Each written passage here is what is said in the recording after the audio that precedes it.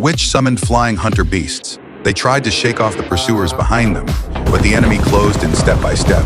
With no other choice, they sprinted straight toward the lake. By the time the pursuers arrived, the beasts were already airborne. But it was all an illusion.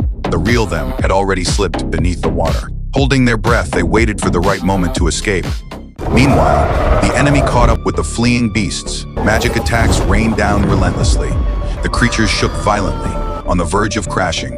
The enemy hurled ropes, trying to capture them alive. Just as the ropes went taut, another hunter beast burst out of nowhere and snatched its companion away. The pursuers were left grasping at air. But the trouble wasn't over. They still had to cross the river. And only one being could help them, the river god. So they came up with a plan, a honey trap. Lucy pretended to bathe in the river, successfully drawing the river god's attention. He suddenly burst from the water. Lucy froze in fear, unable to move.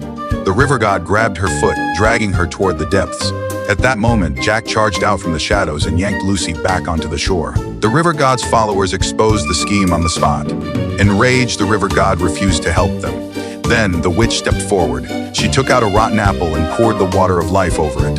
Instantly, the apple became fresh again. She bit into it without hesitation, Jack shouted desperately from behind. She ignored him completely. The next second, a miracle occurred.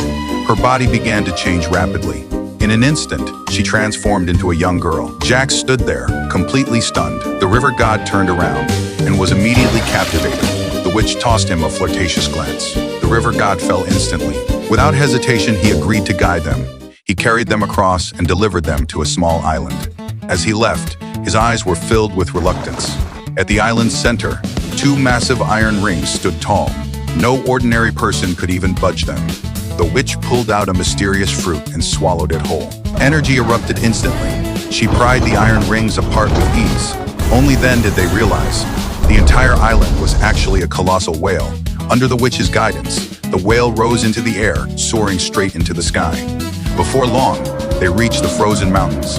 Icy winds slammed into them. Everyone trembled from the cold. Jack popped a piece of candy into his mouth and casually tossed the wrapper away.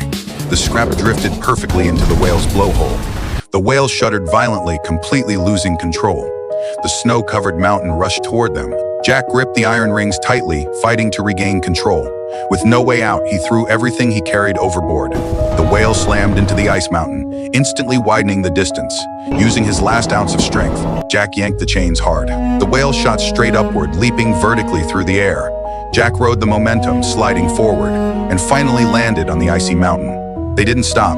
After crossing the entire forest, their destination finally appeared. A colossal humanoid mountain of snow stood before them. The mountain slowly opened its eyes. The wind howled. Then, a figure burst free from the snow. It was the one they came to save, the Demon Lord.